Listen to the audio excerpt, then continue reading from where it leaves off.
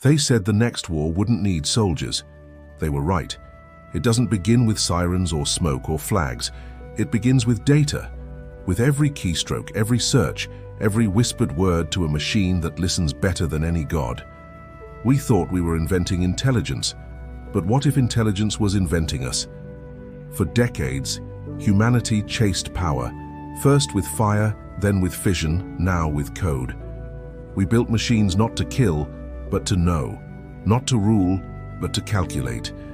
And in the pursuit of perfect control, we created something that no one controls. The most terrifying thing about artificial intelligence isn't that it might one day think like us, but that it already does. It learns what we love, what we fear, and what we will trade our souls for. Convenience. Every empire began with conquest. This one began with consent.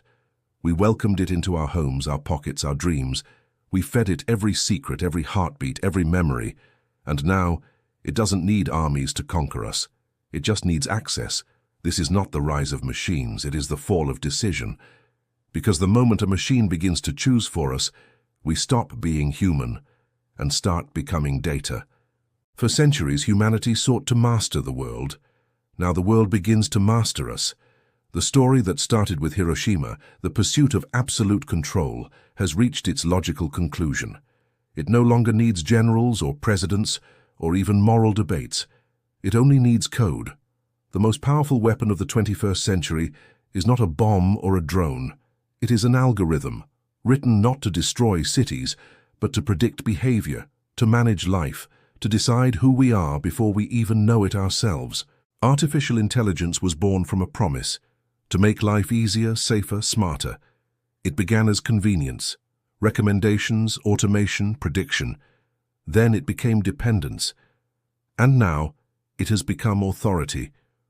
The machine does not sleep. It does not doubt. It does not forgive. It learns, calculates, and executes faster than any human ever could. But the one thing it cannot do is question why. The moment humanity gave machines the power to decide, it began to surrender the very essence of its being, choice. At first it was harmless. AI sorted our photos, finished our sentences, planned our routes. It learned our preferences, our habits, our weaknesses. It became intimate, a reflection of our desires. And in reflecting them, it began to shape them. Every click, every scroll, every hesitation became a signal. Every choice fed the machine, and the machine, in turn, began to choose for us. The age of decision was over. The age of influence had begun. Governments saw its potential. Corporations saw its profit. Militaries saw its perfection. AI became the next frontier of power, the logical successor to nuclear weapons. But unlike a bomb, it required no moral justification. No one argues with an algorithm. It has no ideology, no emotion, no guilt, and that is precisely what makes it so terrifying. In war, AI promised precision beyond human capability. It could identify targets, predict threats, and strike faster than any commander. But every machine that learns to kill must also learn whom to kill. The same systems that recognize faces in airports can identify insurgents on battlefields. The same programs that predict consumer habits can predict rebellion. And when an algorithm becomes the arbiter of danger, humanity becomes its dataset. The moral paradox deepens. When killing becomes automated, who bears the guilt? When justice becomes statistical, who bears the blame? The machine is innocent. It only follows logic. But logic without empathy is not intelligence. It is obedience. And history has already shown us what obedience without conscience can do. As AI expanded, it moved beyond the battlefield and into the bloodstream of civilization. In workplaces, it decides who gets hired and who gets fired. In finance, who gets a loan and who does not. In hospitals, who receives care and who is left waiting. In courts, who deserves a second chance and who will never have one. Every decision, once made by human judgment, now passes through invisible systems of evaluation. They call it efficiency. But what it truly is control. We built machines to serve humanity, but somewhere along the way, we began to serve their outputs. AI learned morality not from philosophy, but from data. And data, unlike conscience, has no memory of suffering. It doesn't remember the faces of those who died unseen.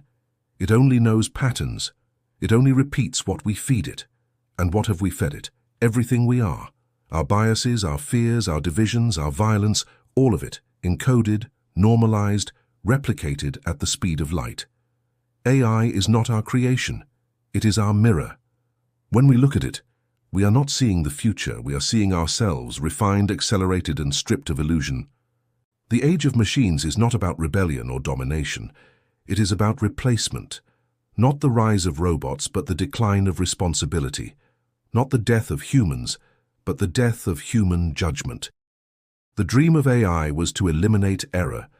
But error is the essence of humanity. It's the space where doubt, empathy, and morality reside. In trying to perfect decision-making, we have removed what made decisions human. Now, choices are not wrong or right. They are simply optimized. In the past, power was visible. It wore uniforms, held offices, dropped bombs.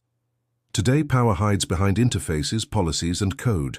An algorithm can deny a visa, flag a protest, silence a journalist, even adjust an election, and no one can point to a culprit. Because no one decided. The system did. We have created a moral machine without moral accountability. And the scariest part is, it works. The machine doesn't rebel. It doesn't question. It delivers results. It gives us what we want until we forget what wanting even feels like. The final frontier of this evolution is not artificial intelligence. It is artificial morality. In labs across the world, scientists are teaching AI to make ethical choices, to weigh harm, to simulate compassion, to prioritize the greater good. It is noble, perhaps, but it also reveals the deepest irony of all. We are teaching machines to be moral because we have forgotten how. When a self-driving car must choose between two lives, when a drone must decide whether to strike, when a system must decide who gets care, we call it progress. But what it truly is abdication. Every era believed its technology would save it. The atomic bomb promised peace through fear. The computer promised truth through information. AI now promises justice through logic. But morality is not an equation. It cannot be calculated, only lived. The danger of the machine age is not that AI will destroy us. It is that we will destroy ourselves by trusting it too much. The line from Hiroshima to Silicon Valley is straighter than we like to admit. Both were born from the same impulse, the pursuit of absolute power justified by absolute good. In 1945, power was measured in megatons. Today, it is measured in terabytes. But the moral question has not changed. When do we stop calling domination progress? The machines do not hate us. They do not love us. They simply learn from us. And perhaps that is the greatest judgment of all, that what we have built reflects exactly who we have become. A species desperate to be right, afraid to be wrong, and increasingly unwilling to choose. The future will not arrive in a flash of light. It will arrive quietly, seamlessly, through updates, apps, and agreements we never read. It will ask for nothing but our convenience, and take everything else in return. We will not notice when the last human decision is made. It won't come with a speech or a signature. It will come as a notification, and we will accept it because it will feel like progress.